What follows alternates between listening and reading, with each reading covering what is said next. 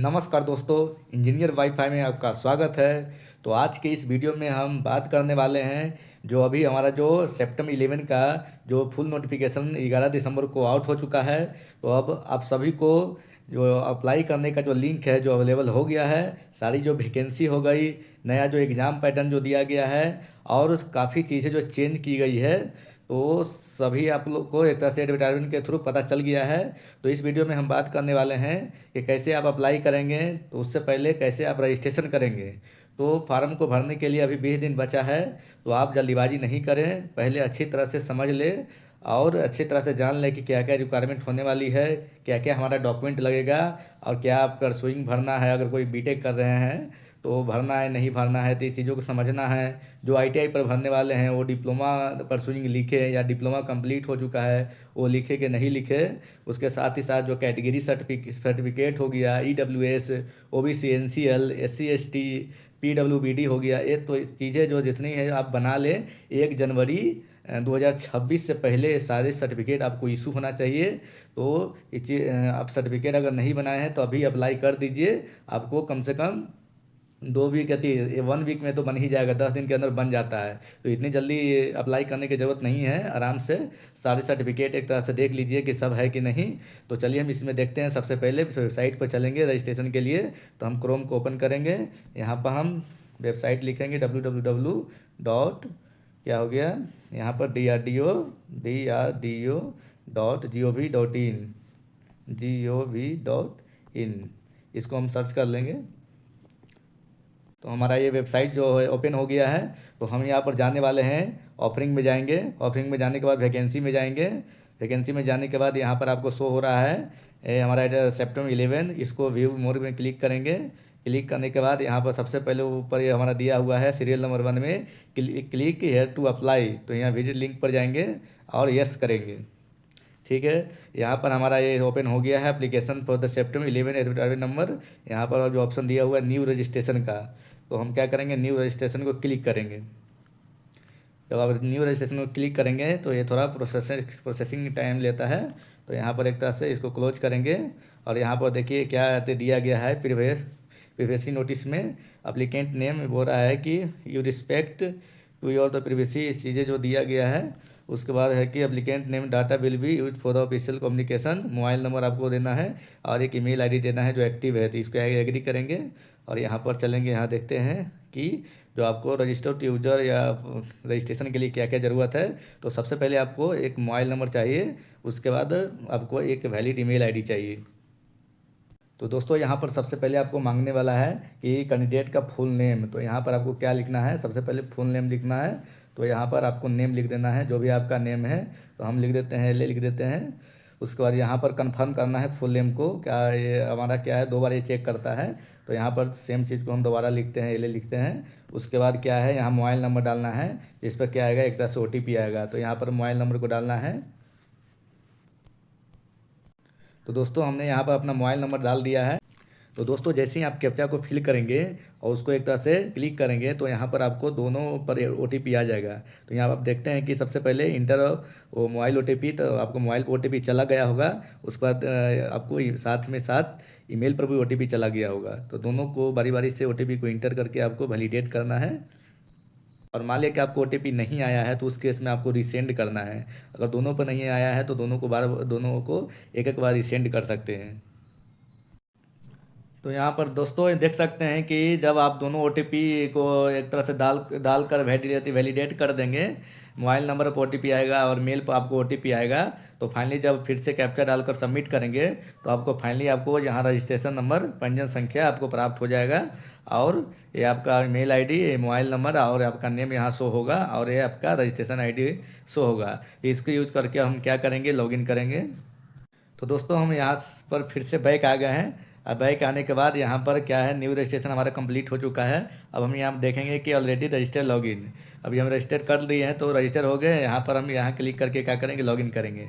तो चलिए यहाँ पर क्या करते हैं, क्लिक करते हैं। तो चलिए यहाँ पर देखते हैं। तो ये हमारा क्या आ गया, ये हमारा लॉगिन का एक हमारा जो पेज है खुल गया है। तो लॉगिन के लिए क्या है, सबसे पहले यहाँ पर देख सकते हैं कि आपको क्या है, पंजीयन संख्या जो अभी आया जनरेट हुआ है वो आपको लिखना है। यहाँ पर देखेंगे कि सेकंड में क्या है, पासवर्ड का ऑप्शन है। तो पासवर्ड आपको जो है आपको रजिस्टर मेल पर आया होगा, तो वहाँ पर आपको रजिस्ट्रेशन नंबर भी मेल पर आया है और साथ ही साथ आपको पासवर्ड भी मेल पर ही आता है। तो दोनों हमारा रजिस्ट्रेशन नंबर और पासवर्ड दोनों आ गया है। और उसके बाद यहाँ कैप्चा कोड है, तो दोनों को इंटर करके अभी हम क्या करेंगे, लॉगिन करने वाले हैं। तो दोस्तों हम यहाँ पर देखते हैं कि जब हम एंट्री यहाँ पर कर रहे हैं, हमारा जो रजिस्ट्रेशन नंबर को फिल कर रहे हैं और पासवर्ड को फिल कर रहे हैं, तो यहाँ पर एक तरह से लॉगिन नहीं हो रहा है। तो प्रॉब्लम क्या हो रहा है, यहाँ बोल रहा है कि अभ्यर्थियों को अपना पासवर्ड बदलने की सलाह दी जाती है, मैंने candidate are the advice to change the their password. तो जो पासवर्ड आपको आया है वो तो ठीक है, पासवर्ड आया वो एक तरह से ओल्ड पासवर्ड हो गया है। आपको यहाँ पर क्या है, एक तरह से नया पासवर्ड को क्रिएट करना है, चेंज करने की सलाह दे रहा है। तो चलिए हम यहाँ पर क्या करते हैं, यहाँ पर जो ऑप्शन है फॉरगेट पासवर्ड या चेंज पासवर्ड, तो यहाँ पर हम क्या करेंगे, चेंज पासवर्ड पर क्लिक करेंगे। क्योंकि यहाँ पर क्या है कि चेंज पासवर्ड इसलिए करना जरूरी है क्योंकि जो यहाँ पर पासवर्ड आता है जो काफ़ी एक तरह से अलग तरह का नंबर होता है। यहाँ पर नंबर कुछ अल्फ़ाबेट रहते हैं, कुछ नंबर रहते हैं, कुछ एक्सक्लेमेटरी मार्क रहता है। तो ये क्या होता है कि याद नहीं रहता है, तो हमें ऐसा पासवर्ड डालना है जो हमें याद रहे। तो यहाँ पर देखें कि पासवर्ड को न्यू क्रिएट करने के लिए हमने चेंज पर क्लिक किया। यहाँ पर रजिस्ट्रेशन नंबर फिल करना है, ओल्ड पासवर्ड जो हमारा मेल पर आया है, और न्यूज़ पासवर्ड यहाँ पर लिखेंगे और कंफर्म कर देंगे और कैप्चा कोड को इंटर कर देंगे। तो हमारा क्या होगा, यहाँ पर हमारा न्यू पासवर्ड चेंज पर एक तरह से चेंज पासवर्ड पर क्लिक करके फिर हमारा आएगा न्यू पासवर्ड हमने जो बनाया है उससे हम लॉगिन कर सकते हैं। तो चलिए हम करते हैं यहाँ पर। तो दोस्तों हमने रजिस्ट्रेशन नंबर ओल्ड पासवर्ड जो मेल पाया था, उसके बाद हमने अपने अकॉर्डिंग जो हमें याद रहे उसके अकॉर्डिंग हमने पासवर्ड को फिल कर दिया। तो यहाँ पर हमारा यहाँ पर पासवर्ड क्या हो गया, जनरेट हो चुका है। यहाँ दिख रहा है और password has been change successfully. अब इसको हम ओके कर देते हैं। अब यहाँ पर देख सकते हैं, अब यहाँ पर है कि हमारा रजिस्ट्रेशन नंबर जो इंटर हो गया। उसके बाद हमारे यहाँ पर जो अभी हमने जो जस्ट अभी पासवर्ड बनाया है उसको इंटर करके अभी हम यहाँ पर लॉगिन करने वाले हैं। तो दोस्तों यहाँ पर हमारा जो लॉगिन है जो ओपन हो चुका है। यहाँ पर देखेंगे कि रजिस्ट्रेशन नंबर हमारा यहाँ डिटेल्स को दिया गया है। तो यहाँ पर ऑप्शन है माई एप्लीकेशन का, तो हम इसमें को क्लिक करेंगे, माई एप्लीकेशन में जाएंगे। तो हम यहाँ देखते हैं, उसमें जाते हैं। जब हम माई एप्लीकेशन में जाएंगे तो हमारा एक ऑप्शन यहाँ पर देखने को मिलेगा कि क्रिएट ए न्यू एप्लीकेशन। तो आपको क्या है, अभी न्यू एप्लीकेशन को क्रिएट करना है। तो आपको यहाँ पर क्लिक करना है। माई एप्लीकेशन में जाने के बाद आपको क्रिएट ए न्यू एप्लीकेशन पर जाना है। तो चलिए हम क्लिक करते हैं और देखते हैं क्या हमारा आगे का प्रोसेस है। तो ये हमारा क्या है, ओपन हो रहा है। तो ये हमारा जब न्यू क्रिएट पर हमने क्लिक किया तो ये हमारा जो ओपन हो गया है। तो दोस्तों हमारा जो न्यू एप्लीकेशन है जो ओपन हो चुका है। यहाँ पर देख सकते हैं रजिस्ट्रेशन नंबर, यहाँ नाम शो होगा आपको, यहाँ मोबाइल नंबर, ईमेल आईडी हो गया। अब यहाँ पर क्या है, आपको पोस्ट शो होने वाला है। यहाँ पर क्या है, एक तरह से डिसिप्लिन है, जिस आप ब्रांच से हैं, जिस बीएससी में आपका कौन सा ब्रांच है या आईटीआई में आपका कौन सा ट्रेड है। जब इसको सेलेक्ट करेंगे तो यहाँ पर क्या आपका पोस्ट कोड आएगा, यहाँ पर डेट ऑफ बर्थ होगा। तो अभी हम चलिए बारी बारी से सबको सेलेक्ट करके देखते हैं कि कैसे हम इसको करेंगे, फिल करेंगे। तो दोस्तों सबसे पहले हम क्या करते हैं, पोस्ट को यहाँ सेलेक्ट करते हैं। तो पोस्ट में हमको देखने को मिलेगा कि यहाँ कौन कौन सा पोस्ट है। तो यहाँ पर दो ही पोस्ट के लिए है, एक तो सीनियर टेक्निकल असिस्टेंट बी के लिए है, एक हमारा टेक्नीशियन ए के लिए है। तो हम यहाँ पर सबसे पहले सेलेक्ट कर लेते हैं, सीनियर टेक्निकल असिस्टेंट बी को सिलेक्ट कर लेते हैं। तो ये हमारा क्या है, यहाँ पर ये हमारा पोस्ट हमारा सेलेक्ट हो गया है, senior technical assistant B. Next हमारा क्या है कि इसमें हम देखेंगे कि उसकी डिसिप्लिन, मतलब अगर सीनियर टेक्निकल असिस्टेंट बी जो आप पोस्ट है किस डिसिप्लिन में अप्लाई करना चाहते हैं। तो यहाँ पर अप्लाई करना चाहते हैं, यहाँ ब्रांच दिया गया है, ऑटोमोबाइल है, केमिकल इंजीनियरिंग है, केमिस्ट्री है, सिविल इंजीनियरिंग है, कंप्यूटर साइंस है। उसके बाद इलेक्ट्रिकल एंड इलेक्ट्रॉनिक्स इंजीनियरिंग है, इलेक्ट्रिकल इंजीनियरिंग है, उसके बाद इलेक्ट्रॉनिक्स इंजीनियरिंग या इलेक्ट्रॉनिक्स एंड कम्युनिकेशन इंजीनियरिंग या इलेक्ट्रॉनिक्स एंड टेलीकम्युनिकेशन इंजीनियरिंग। उसके बाद जियोलॉजी है, उसके बाद इंस्ट्रूमेंटेशन इंजीनियरिंग है, फिर यहाँ इंस्ट्रूमेंटेशन एंड इलेक्ट्रॉनिक्स इंजीनियरिंग है, लाइब्रेरी साइंस है, मैथमेटिक्स के लिए है, मैकेनिकल इंजीनियरिंग है, मेटलर्जी है, फिजिक्स है, केमिस्ट्री और साइकोलॉजी है। तो इतने सारे हमारा डिसिप्लिन है। अगर आप एसटीबी के लिए पोस्ट के लिए फिल करना चाहते हैं तो इतना सारा आपको एजुकेशन एक तरह से क्राइटेरिया है। तो सबसे पहले यहाँ देखते हैं कि हम किसको चेक करेंगे। तो यहाँ पर ज़्यादा कन्फ्यूजन लोगों को है। यहाँ पर सबसे पहले देख लेते हैं इलेक्ट्रॉनिक्स एंड कम्युनिकेशन में क्या क्या आ रहा है। तो यहाँ पर देखेंगे जब इसको सेलेक्ट करते हैं तो ये हमारा ये तो कोड चला गया। तो दोस्तों यहाँ पर आपको जो भी आपने डिप्लोमा अगर किए हैं, जिस ब्रांच में किए हैं वो अपने अकॉर्डिंग सेलेक्ट करेंगे। अगर बीएससी आपका केमिस्ट्री में है, आपका जियोलॉजी में है, मैथमेटिक्स में है, फिजिक्स में है, साइकोलॉजी में है, तो इसमें से आपको जो क्वालिफिकेशन है उसको इसमें यहाँ क्या है सेलेक्ट करना है। तो चलिए, हमारा तो ऐसे मैकेनिकल है ब्रांच है, तो हम क्या करते हैं यहाँ पर मैकेनिकल को सिलेक्ट कर लेते हैं। तो यहाँ पर देख सकते हैं मैकेनिकल को हमने सेलेक्ट कर लिया। मैकेनिकल का जो पोस्ट कोड यहाँ पर जैसे सिलेक्ट करेंगे तो आपको यहाँ पर पद का जो पोस्ट कोड आपको शो होगा। उसके बाद यहाँ पर डेट ऑफ बर्थ लिखना है। तो डेट ऑफ बर्थ अपने अकॉर्डिंग आपका जो डेट ऑफ बर्थ है वो आप यहाँ पर ऐड करेंगे। तो डेट ऑफ बर्थ ऐड करने के लिए यहाँ पर 2008 पर क्लिक करने के बाद आपको एक बार और क्लिक करना है। उसके बाद क्या करना है कि यहाँ पर जो आपका है तो वो यहाँ पर सिलेक्ट करना है। अगर आपका आओ पीछे है तो यहाँ क्लिक करेंगे तो ये आओ पीछे चला जाएगा। तो मान लीजिए कि हम यहाँ क्लिक कर देते हैं 99 पर, और ये हमारा जनवरी हो गया। उसके बाद हमारा 1 हो गया। तो ये हमारा हो गया। कुछ भी अपने रेंडमली कर लेना है, ये हमारा मान लीजिए ऐड कर लेते हैं। तो उसके बाद हमारा क्या हो गया, नेक्स्ट हमारा होने वाला है जो जेंडर हो गया। तो जेंडर में आपको सेलेक्ट करना है। उसका कैटेगरी, तो आप किस कैटेगरी से आते हैं। तो कैटेगरी आपका यूआर है, ईडब्ल्यूएस है, एससी है, एसटी है, ओबीसी है। तो आपका जो है उसके अकॉर्डिंग आप सिलेक्ट कर सकते हैं। ओबीसी यहाँ सीएल है, ओबीसी एनसीएल है, तो इसमें लोगों को कन्फ्यूजन होगा। तो आपको मैं बताना देना चाहता हूँ कि जिसके फैमिली का जो आपके फादर या गार्जियन के हो गए, उनका जो अगर मंथली ईयरली जो इनकम है 8 लाख से अगर एभव रहेगा तो वो सीएल में आएगा। यहाँ पर देख सकते हैं आप कि यहाँ पर 2 चीज़ है, एक क्या है सीएल है, एक एनसीएल है। तो जिनके फैमिली क्या, फैमिली मीन्स ओनली फादर या माता आते हैं। तो पिताजी और माताजी अगर दोनों अगर वर्किंग है या केवल एक वर्किंग है तो उन लोगों का जो कुल मिला के एक तरह से इनकम हो गया ईयरली, तो अगर 8 लाख पार कर गया है तो वो सीएल में आएंगे, मतलब क्रीमिलियर में आएंगे। अगर 8 लाख से कम है तो एनसीएल में आएंगे। तो इसके लिए तो आप ओबीसी पहले से बना कर रखते ही हैं एनसीएल। तो ओबीसी यहाँ पर हम सेलेक्ट करने वाले हैं, यहाँ पर एनसीएल सेलेक्ट करने वाले हैं। तो एनसीएल को सेलेक्ट कर लिए। तो यहाँ पर उसके बाद हमारा क्या है, यहाँ पर दिया हुआ है कि कैटेगरी सर्टिफिकेट नंबर लिखना है। तो अगर आप यहाँ पर आप जो बनाते हैं ओबीसी बनाते हैं या जो भी ईडब्ल्यूएस बनाते हैं, या आपको जो भी सर्टिफिकेट यहाँ पर जो दिया गया है यूआर में, एससी सर्टिफिकेट, तो वो सभी के लिए क्या है कि आपको एक तरह से वहाँ से आपको नंबर मिलता है। तो उस नंबर को यहाँ का करना है, इंटर करना है। तो यहाँ पर मान लीजिए कि हम इंटर कर देते हैं, नॉर्मली रैंडमली कुछ इंटर कर लेते हैं यहाँ पर कुछ भी। तो यहाँ पर हम क्या कर लिए, एंट्री कर दिए यहाँ पर। उसके बाद हम क्या करते हैं, यहाँ पर देखते हैं कि कैटेगरी सर्टिफिकेट इशू डेट, तो ये सर्टिफिकेट है वो किस डेट को इशू हुआ है। तो यहाँ पर क्या लिखना है, डेट लिखना है। तो जो भी सर्टिफिकेट है आपको इसकी जो लास्ट डेट है, क्रूशियल डेट 1 जनवरी 2026 है, उससे पहले ही आपको एक तरह से सभी डॉक्यूमेंट इशू होना चाहिए। तो यहाँ पर मान लीजिए कि हम सेलेक्ट कर लेते हैं 7 को सेलेक्ट करते, 8 को कर लेते हैं सेलेक्ट। तो ये हमारा सेलेक्ट हो गया। उसके बाद सब कास्ट यहाँ कैटेगरी सेलेक्ट करना है कौन सा है। यहाँ पर दोस्तों यहाँ पर लिखने वाली चीज़ है, तो यहाँ पर कुछ भी अपना लिख सकते हैं। यहाँ पर मान लें कि कुछ भी लिख दिए, कोई दिक्कत नहीं है, लेकिन अपने अकॉर्डिंग आपका जो सब कास्ट का मतलब ये होता है कि मान ली कि अब ओबीसी में कौन से कास्ट में आते हैं। जैसे ओबीसी में कास्ट हो गया यादव होता है, कोयरी होता है, कुर्मी होता है। तो अलग अलग स्टेट में अलग अलग कास्ट होते हैं। तो इससे जो आपका जो प्रमाण पत्र बना है, जो कौन से कास्ट में बना है, वो यहाँ कास्ट का नाम लिखना रहता है। उसके बाद इशू स्टेट कौन सा है, तो यहाँ पर स्टेट का नाम ले लेंगे, लिख लेंगे जो जिस स्टेट से आपका बना है, जिस स्टेट से आप हैं।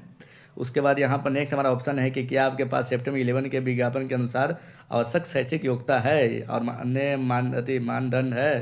तो यस, यहाँ यस करना है, क्योंकि यहाँ पर हम हैं तभी तो फिल कर रहे हैं। उसके बाद यहाँ देखेंगे कि have you passed pursuing higher degree या qualification like the BE BTech. तो ये दोस्तों यहाँ पर जो दिया गया है कि अगर आपके पास हायर डिग्री है, यहाँ पूछ रहा है, जबकि यहाँ नोटिफिकेशन में ऑलरेडी लिख दिया है कि हायर डिग्री अलाउड नहीं है।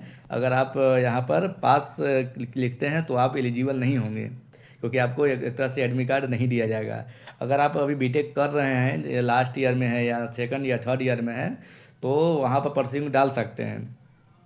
तो यहाँ पर अगर जो अभी कर रहे हैं परसुइंग है तो परसुइंग ज़रूर डालिए। अगर हो सकता है कि आपको एक तरह से ज्वाइनिंग होते होते हो सकता है कि आपको एक तरह से लास्ट सेमेस्टर हो आ जाए, वहाँ पर आपको कुछ 6 महीना तक एक्सटेंशन भी मिल जाएगा, ताकि आप उस डिग्री को कंप्लीट कर सकें। तो जब आप एक तरह से यहाँ पर अपॉर्चुनिटी मिल जाएगी, मौका मिल जाएगा, तो आपके लिए काफ़ी अच्छा हो जाएगा। नहीं तो फिर यहाँ से आपको ज्वाइनिंग के बाद फिर से बीटेक करने पड़ेंगे।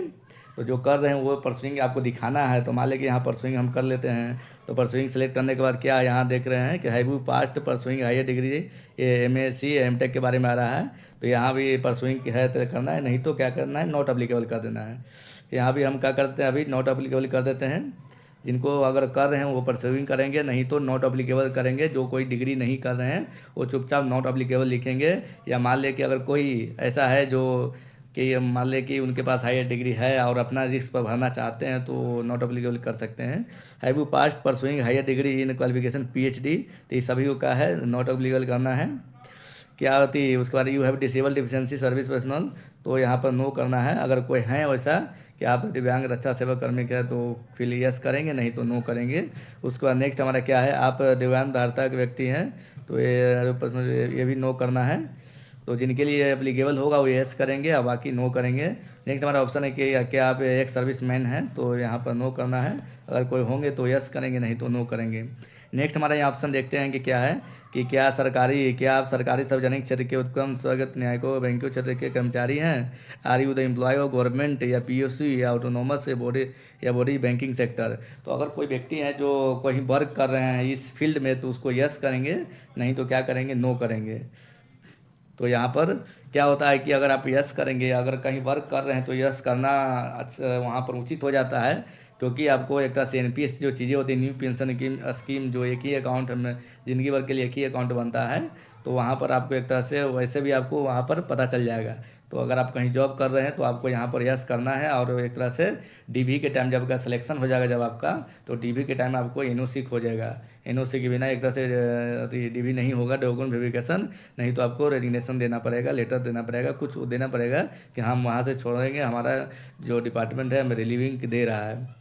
नेक्स्ट हम यहाँ देखते हैं कि क्या आप विभागीय उम्मीदवारी हैं, मतलब कि 3 वर्ष से अधिक निरंतर सेवा वाले केंद्र सरकार में आपको क्या है कि छूट मिलने वाला है, 5 साल का एक तरह से छूट मिलेगा। अगर आप 5 साल से 3 साल से ज़्यादा सर्विस करते हैं या कंटिन्यू 3 साल तक सेंट्रल गवर्नमेंट में सर्विस करते हैं तो आपको क्या है कि यहाँ पर छूट मिलने वाला है। तो यहाँ चूँकि अगर नहीं कर रहे हैं तो नो करेंगे, या अगर कर रहे हैं तो यस करेंगे। तो यहाँ पर चलिए नो कर लेते हैं और इसको क्या करते हैं, अभी सेव है नेक्स्ट करेंगे। तो सेव है नेक्स्ट हम यहाँ करते हैं। तो ये क्या है, देखते हैं कि यहाँ पर डाटा है जो सेव हो गया है सक्सेसफुली। अब हमारा क्या है, हमारा ये वो है जो पर्सनल डिटेल्स है जो फिल हो चुका है। हमारा नेक्स्ट ऑप्शन है, ये हमारा क्लियर हो गया। नेक्स्ट हम ऑप्शन है बेसिक डिटेल्स है। तो बेसिक डिटेल्स में हम फिल करेंगे बारी बारी से। बेसिक डिटेल में सबसे पहले यहाँ पर हम देखते हैं कि क्या है कि पिता का नाम लिखना है, फादर्स नेम लिखना है। तो फादर्स नेम अपना फादर लिख देंगे, यहाँ पर लिख देते हैं। यहाँ पर अपना यहाँ पर लिखना है,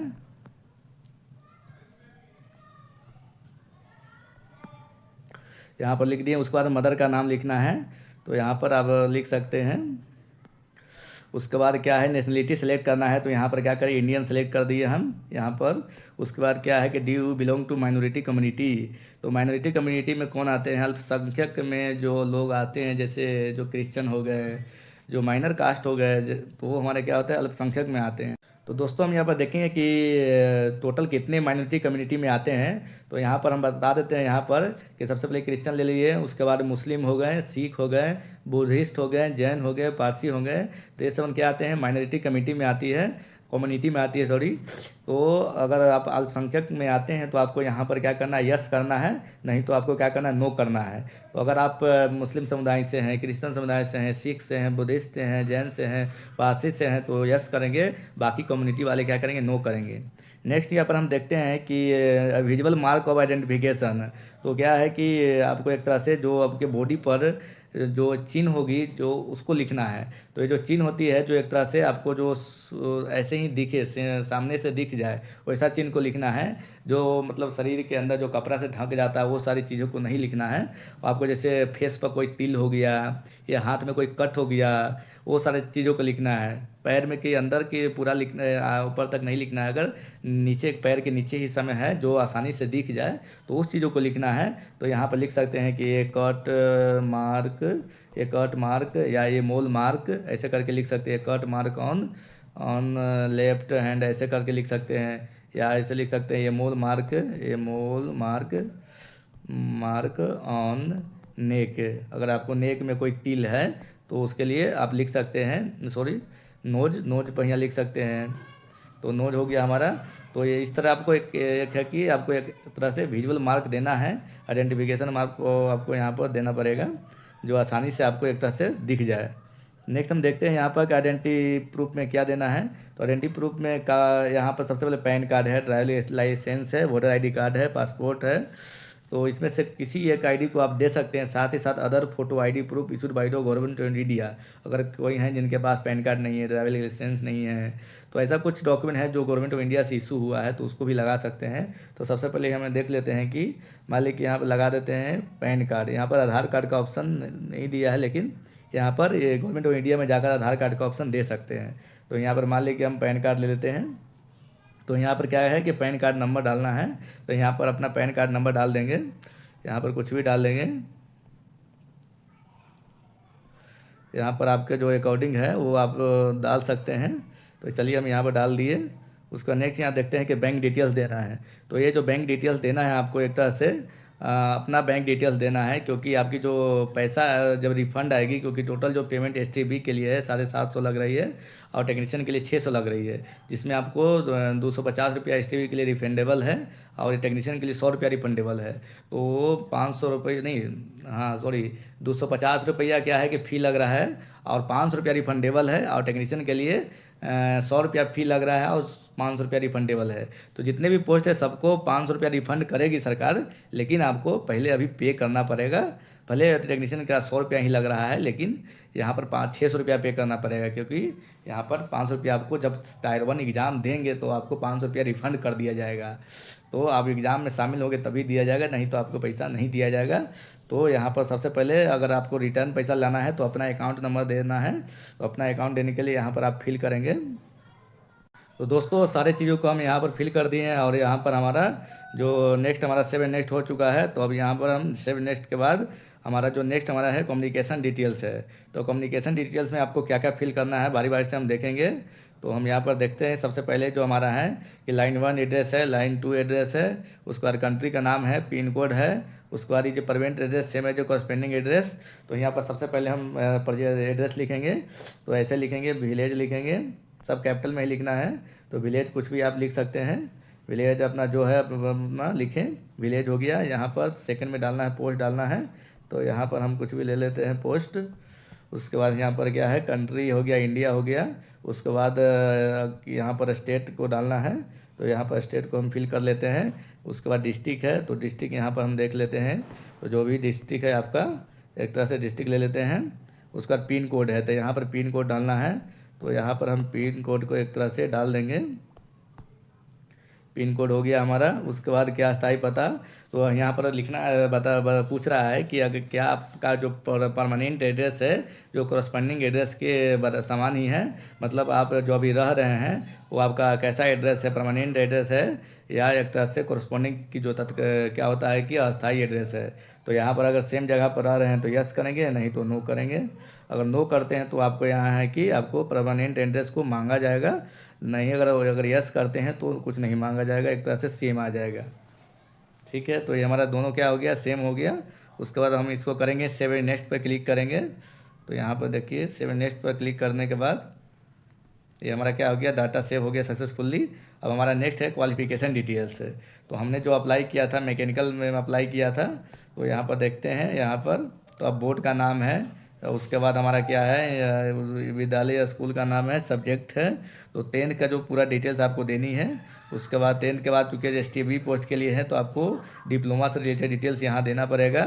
उसके बाद एडिशनल क्वालिफिकेशन आपके पास कुछ है तो do you have the additional qualification. तो यहाँ पर जैसे ही आप करेंगे यस करेंगे तो यहाँ पर आपको यहाँ पर मांगेगा कि क्वालिफिकेशन डिग्री क्या है। जैसे कोई परसुइंग है तो वहाँ पर आपको लिखना है कि कौन से क्वालिफिकेशन क्या है, बीटेक है, BE है या BSc है, जो भी कर रहे हैं। डिप्लोमा अगर ITA वाले हैं तो अगर BSc कर रहे हैं तो वो भी डाल सकते हैं, या डिप्लोमा कर रहे हैं तो वो भी यहाँ परसुइंग करके यहाँ पर इंस्टीट्यूट का नाम करके यहाँ पर ऑप्शन आएगा आपको परसुइंग का, तो यहाँ पर परसुइंग करके डाल सकते हैं। ठीक है, तो यहाँ पर वही डिटेल्स है। तो यहाँ पर सबसे पहले आपको यहाँ पर फिल करना पड़ेगा 10th का, उसके बाद डिप्लोमा का फिल करना है। तो दोस्तों यहाँ पर आपको हमारा क्या हो गया, एक तरह से यहाँ पर आपको बोर्ड का नाम लिखना है, तो यहाँ पर आप बोर्ड का नाम लिख देंगे। उसके बाद आपका स्कूल का नाम लिखना है। यहाँ पर सब्जेक्ट में क्या क्या आ जाएगा, तो सब्जेक्ट में आपका जो 10th में क्या क्या सब्जेक्ट था, मैथ हो गया, साइंस हो गया, उसका सोशल साइंस हो गया, उसके बाद हमारा क्या हो गया, हिंदी हो गया, संस्कृत हो गया। तो जो भी आपके जिस स्टेट में जैसा 10th में सब्जेक्ट रहा होगा वो आपको फिल करना है। तो यहाँ पर हम फिल अभी करेंगे। तो चलिए यहाँ पर लिख देते हैं, यहाँ पर लिख देते हैं मैथ लिख दिए। कॉमा नहीं लगाना है, कॉमा लगाने पर आपको लेगा नहीं। मैथ हो गया, वहाँ पर साइंस लिखेंगे। उसके बाद क्या हो गया, मैथ साइंस हो गया, सोशल साइंस यहाँ पर लिख लेते हैं, सोशल साइंस को लिख लेते हैं, सोशल साइंस। उसके बाद हमारा क्या हो गया, संस्कृत हो गया, तो यहाँ संस्कृत लिख देते हैं। तो जो भी आपका सब्जेक्ट जो सब्जेक्ट सभी को यहाँ पर मेंशन करना है। उसके बाद हमारा हिंदी हो गया, तो यहाँ पर हिंदी को डाल दिए। नेक्स्ट क्या है कि आपका यहाँ पर जो 10th में जो क्या किस तरह कैलकुलेट हुआ है, CGPA में था या परसेंटेज में था। तो हमारा परसेंटेज था, परसेंटेज सेलेक्ट कर लिए, कितना मार्क ऑब्टेंड हुआ था और अधिकतम कितना था। तो मार्क मान लें कुछ भी जो आपका जो आपने ऑब्टेंड हुआ है जो आपका, वो लिखना है यहाँ पर। तो यहाँ पर हम इंटर कर देते हैं। यहाँ पर हमारा क्या हो गया, हमारा टोटल मार्क मान लिया 500 का हमारा टोटल है, तो टोटल लिख दिए। तो यहाँ पर क्या है कि ऑटोमेटिक आपका परसेंटेज ले लेगा। उसके बाद यहाँ पर देखेंगे कि ईयर ऑफ पासिंग, कब आप उत्तीर्ण हुए थे। तो यहाँ पर उत्तीर्ण का ईयर लिखना है, तो जब आप उत्तीर्ण किए हैं वो लिख सकते हैं। उसके बाद यहाँ पर अब एजुकेशन किसका, डिप्लोमा वाला लिखना है। तो ऑटोमेटिक यहाँ डिप्लोमा आ गया, क्योंकि हमने जो सिलेक्ट किया है मैकेनिकल सेलेक्ट किया। अगर आप भी कुछ फिजिक्स केमिस्ट्री करते तो आपको BSc आता। तो यहाँ पर हमारा क्या हो गया, डिप्लोमा सेलेक्ट कर लेंगे। तो डिप्लोमा हो गया। उसके बाद यहाँ पर जो शो होने वाला है मैकेनिकल इंजीनियरिंग है या मैकेनिकल इंजीनियरिंग या production, automobile, refrigeration, air conditioning या मेंटेनेंस। तो आपको यहाँ क्या है कि यहाँ पर कुछ भी एक तरह से जो अगर मैकेनिकल से अप्लाई कर रहे हैं, तो अगर वो प्रोडक्शन से किए हैं या ऑटोमोबाइल से किए हैं या रेफ्रिजरेशन से किए हैं या एयर कंडीशनिंग से किए हैं, तो ये सब चीज़ में वो एक तरह से जो ब्रांच है उनका डिप्लोमा में वो फिल कर सकते हैं मैकेनिकल इंजीनियरिंग के लिए। तो यहाँ पर हमारा क्या है कि यहाँ पर लिख देते हैं मैकेनिकल इंजीनियरिंग। नेक्स्ट हम चलते हैं। तो यहाँ पर नेक्स्ट हमारा ऑप्शन है इस इंस्टीट्यूट पास फ्रॉम। तो किस इंस्टीट्यूट से आप पास किए हैं। तो यहाँ पर हम कुछ भी लिए, यहाँ पर जो आप पास किए जिस इंस्टीट्यूट से उसका नाम लिखना है। तो दोस्तों हम यहाँ पर मार्क ऑब्टेन 1800 लिख लिए। जो भी आपका टोटल डिप्लोमा में जितना मार्क होता है, मान लीजिए कैसे जनरली 2250 का हमारा होता है, तो 2250 यहाँ लिख लिए। उसके बाद आपको कितना ऑब्टेंड हुआ 2250 में से, तो वो यहाँ पर लिखना है। और डिप्लोमा में क्या चल रहा था, परसेंटेज बेसिस था या CGPA था, तो वहाँ आपको सेलेक्ट करना है। उसके बाद आपको यहाँ पर परसेंटेज ऑटोमेटिक आ जाएगा जब यहाँ पर क्लिक करेंगे। तो उसके बाद आपका पासिंग ईयर कौन सा है, तो पासिंग लिखना है। उसके बाद यहाँ पर है ड्यूरेशन ऑफ कोर्स, मतलब कोर्स कितने दिन का था, वो आपको यहाँ पर लिखना पड़ेगा। जैसे डिप्लोमा जनरली 3 साल का होता है, लेकिन कुछ लोग लेटर एंट्री पर आते हैं तो उनका 2 साल का होता है। तो यहाँ पर हम 3 साल सेलेक्ट कर लेंगे। जो लेटर एंट्री से होंगे वो 3 साल से 2 साल सेलेक्ट करेंगे। लेटर एंट्री भी STV पोस्ट के लिए एलिजिबल हैं। तो क्योंकि ये जो सब्जेक्ट होती है, जो ब्रांच पेपर स्टार्ट होती है मेनली रूप से 3rd सेमेस्टर से स्टार्ट होती है, और जो लेटर एंट्री से आते हैं वो भी 3rd सेमेस्टर में ही डायरेक्ट एंट्री लेते हैं। तो इसीलिए एलिजिबल DRDO करती है, कोई दिक्कत नहीं, आप भर सकते हैं। नेक्स्ट हमारा ऑप्शन है कि D you have the additional qualification. अगर आपको एडिशनल क्वालिफिकेशन है तो यस करेंगे। तो जब यस करेंगे यहाँ पर, तो आपको यही सारे जो अभी परसुइंग में जो कर रहे हैं आपको यहाँ पर भरने को मिलेगा। तो ये क्या है, एक तरह से ऑप्शनल है।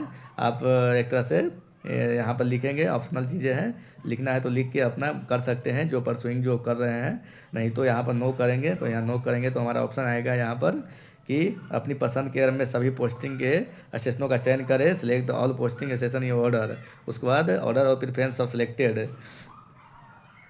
तो दोस्तों हम यहाँ पर देखते हैं कि ये सारी जो चीज़ें हैं क्वालिफिकेशन डिटेल्स में हमने फिल किया है। इसका जो लास्ट में जो मेन इंपॉर्टेंट जो चीज़ यहाँ पर दिया गया है आपको, यहाँ पर जो सेलेक्ट ऑल पोस्टिंग, यहाँ पर देख सकते हैं select all posting station in order of preference. Next यहाँ क्या है, order of preference are selected. तो यहाँ पर क्या है कि आपको यहाँ पर दिया गया है, आपको जैसा क्वालिफिकेशन रहेगी ना उसके अकॉर्डिंग आपको एक तरह से उस क्वालिफिकेशन के अकॉर्डिंग उस तरह लैब एक तरह से डिफाइन है। अगर कोई बायो से है कोई, तो उस तरह बायो लाइफ साइंस में लैब में उसको पोस्टिंग होगी। उसी तरह कोई मैकेनिकल है, इलेक्ट्रिकल है, तो जहाँ जैसा एक तरह से उसको ज़रूरत होगा, एक तरह से जैसा किस फील्ड का वो लैब है उसके अकॉर्डिंग वहाँ पर उनको पोस्टिंग मिलती है। तो उसी तरह यहाँ पर आपको एक तरह से सिटी भी शो होगा कि जो आपके जो मैकेनिकल ब्रांच है, किसी का इलेक्ट्रिकल ब्रांच है, किसी का फिजिक्स है, किसी का मैथ है, तो इससे रिलेटेड लैब कौन कौन से सिटी में है तो उतना ही सिटी शो होगा। तो हमारा मैकेनिकल है तो टोटल 14 सिटी हमारा है जो मैकेनिकल ब्रांच के लिए लैब है, 14 सिटी। अब ये देखते हैं कि 14 सिटी है जो कहाँ कहाँ में है। और हम अब देखने वाले हैं कि टोटल ऑल ओवर इंडिया कितने लैब है और कौन लैब कहाँ है। तो हर स्टेट में किस स्टेट में ज़्यादा लैब है, तो अगर आप नॉर्थ से हैं तो कौन से लैब को अप्लाई करें ताकि आपको नज़दीक पोस्टिंग मिले। आप अगर साउथ से हैं तो आपको कौन से लैब सेलेक्ट करना चाहिए। तो यहाँ पर इस वीडियो में हम सभी देखने वाले हैं। तो हम अभी सबसे पहले एक स्लाइड पर चलते हैं, वहाँ पर आपको दिखाएंगे हम कि जो टोटल ऑल ओवर इंडिया कितने लैब है और कौन कौन सा लैब है यहाँ पर हम देखने वाले हैं। तो दोस्तों हम इसको अभी ओपन करते हैं। तो हम यहाँ देख सकते हैं कि अभी हम जो जो उस स्टेट की बात करेंगे जहाँ पर ज़्यादा लैब है, उसके बाद बारी बारी से हम सब लैब को डिस्कस करेंगे। तो यहाँ पर देख सकते हैं आज हम लैब के बारे में पूरा एक तरह से उसको कंप्लीट जानकारी देने वाला हूँ, क्योंकि लैब सिलेक्शन काफ़ी मायने रखती है, क्योंकि आपको एक तरह से आपको लाइफ टाइम में जो पूरा सर्विस वर्क की पोस्टिंग हो जाती है ना। क्योंकि डीआरडीओ में थोड़ा ट्रांसफ़र लेना आसान नहीं है इतना, क्योंकि आप कोई बैकग्राउंड के आधार पर, कोई बेस के आधार पर ही पोस्टिंग ले सकते हैं, ट्रांसफ़र ले सकते हैं। अगर मान लीजिए कोई मेडिकल बैकग्राउंड है या किसी का हस्बैंड वाइफ कहीं स्टेट में वर्किंग है तो उस आधार पर ट्रांसफ़र मिल जाती है, लेकिन ऐसे जनरली नहीं मिलती है। तो इसीलिए आप स्टार्टिंग में ही ध्यान दीजिए कि हम कौन से किस तरह प्रेफरेंस दें कि हमको नज़दीक मिले। तो सबसे पहले हम यहाँ पर देखने वाले हैं कि हैदराबाद में जो लैब है काफ़ी ज़्यादा है, उसके बारे में हम देखेंगे कि हैदराबाद में कौन कौन से लैब हैं। तो ये जो तेलंगाना में हैदराबाद पड़ता है, यहाँ पर देखने वाले हैं कि कौन कौन से लैब है। तो यहाँ पर सबसे पहला लैब है ASL है, ASL है। इसको यहाँ पर हम, तो ASL हो गया। इसका जो एडवांस सिस्टम लेबोरेटरी है, इसका फुल फॉर्म है, मतलब जितने भी मिसाइल वाली की जो काम होती है ना वो हैदराबाद में होती है और तेलंगाना स्टेट में होती है। तो उसके बाद नेक्स्ट DLRL है जो डिफेंस इलेक्ट्रॉनिक्स रिसर्च लेबोरेटरी है। उसके बाद नेक्स्ट है DMRL है, ये लैब है जो लास्ट में दिया हुआ है, ये सब लैब है। लैब का एक तरह से शॉर्ट नाम होता है, ये है, ये हमारा इसका फुल फॉर्म है। तो नेक्स्ट हमारा क्या है, DMRL मतलब डिफेंस मेट्रोलॉजिकल रिसर्च लेबोरेटरी है। नेक्स्ट क्या है, DRDL है, मतलब डिफेंस रिसर्च डेवलपमेंट लेबोरेटरी है। तो ये हमारा 4 लैब हुआ हैदराबाद में। उसके बाद नेक्स्ट क्या है, RCI है, मतलब रिसर्च सेंटर इम्पार्ट है। उसके बाद नेक्स्ट क्या है, CAS कैस है, advance centre for the system है। तो ये हैदराबाद में प्रमुख लैब हो गए। तो इसमें काफ़ी अलग अलग टेक्निकल फील्ड से रिलेटेड जाते हैं, मैकेनिकल, इलेक्ट्रिकल, इलेक्ट्रॉनिक्स, BSc में भी फिजिक्स से रिलेटेड, केमिस्ट्री से रिलेटेड जाते हैं, क्योंकि यहाँ पर मिसाइल में केमिस्ट्री लोगों के काम होती है, तो यहाँ पर पोस्टिंग होती है। अब हम नेक्स्ट देखने वाले हैं यहाँ पर देखें कि यहाँ जो ITR जो लैब है वो का इसका जो फुल फॉर्म होता है इंटीग्रेटेड टेस्ट रेंज होता है। ये क्या है, Chandipur Balasore missile test range है। तो जो भी मिसाइल का जो टेस्टिंग होती है ना वो समुंदर के किनारे होती है। तो जो हमारा वे ऑफ बंगाल है, तो वे ऑफ बंगाल के किनारे जो होगी, तो ये हमारा जो बालासोर के जो हमारा उड़ीसा हो गया, उड़ीसा स्टेट। तो उड़ीसा स्टेट में हमारा एक लैब है जिसका नाम ITR है। तो ये चांदीपुर बालासोर में है, तो इसका नाम क्या ITR है। तो उड़ीसा से अगर आप हैं तो सबसे पहला प्रेफरेंस उड़ीसा दे सकते हैं, या जो UP बिहार से हैं तो भी इसको दे सकते हैं। तो ये हमारा हो गया। अब नेक्स्ट हम देखते हैं कि बंगलुरु में क्या क्या लैब है। सबसे ज़्यादा लैब एक तरह से हैदराबाद में है। उसके बाद हम देखते हैं कि बेंगलुरु में, तो जो बेंगलुरु में तो लैब कौन कौन है उसके बारे में हम देखेंगे, जहाँ पर अभी हम बेंगलुरु में ही पोस्टेड है। तो चलिए हम देखते हैं यहाँ पर कर्नाटका में कौन कौन से लैब है। तो सबसे पहला लैब क्या है, analytical development establishment, AD lab है। उसके बाद हमारा क्या हो गया, सेंटर फॉर एयरबोर्न सिस्टम हो गया, जिसका जो हमारा होता है शॉर्ट फॉर्म CABS होता है, कैप्स होता है। उसके बाद नेक्स्ट हमारा जो लैब का नाम क्या है, centre of artificial intelligence and robotics है, जिसका शॉर्ट फॉर्म क्या होता है, CAIR होता है। नेक्स्ट क्या है, electronics and radar development, LRD है, ये हमारा LRD हो गया। उसका नेक्स्ट क्या है, defence bio engineering and electro medical lab है, एक तरह से लाइफ साइंस का लैब हो गया। बाकी जो सारे लैब है ये और ये इसमें इलेक्ट्रिकल कम्युनिकेशन, उसके बाद इलेक्ट्रिकल कम्युनिकेशन हो गया, मैकेनिकल हो गया, इलेक्ट्रिकल हो गया, कंप्यूटर साइंस हो गया, फिजिक्स केमिस्ट्री सारे ब्रांच इसमें जाते हैं। तो ये हमारा हो गया, ये हमारा लाइफ साइंस से हो गया, जो बायोटनी से करके आते हैं, तो वो सारे इसमें आते हैं। उसके बाद gas turbine research engine establishment हो गया, GTRE, तो GTRE लैब हो गया, ये सब बेंगलुरु में ही है। नेक्स्ट क्या आता है, कैस्टिक जो लैब है ये भी बेंगलुरु में ही है। तो नेक्स्ट हम यहाँ पर देखने वाले हैं कि पुणे में कौन कौन से लैब हैं।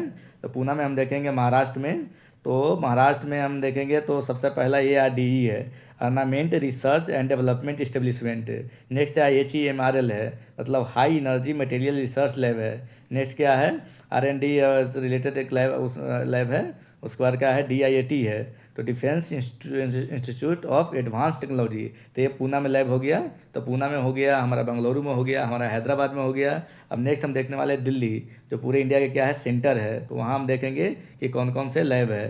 तो चलिए देखते हैं, हम दिल्ली में लैब को देखने वाले हैं। दिल्ली में भी काफ़ी सारा छोटे छोटे लैब्स हैं। तो दिल्ली में जो पहला लैब है क्या है, CFEES है। इसका जो फुल फॉर्म होता है centre for fire explosive environment है। तो दिल्ली में छोटे छोटे काफ़ी सारा लैब है।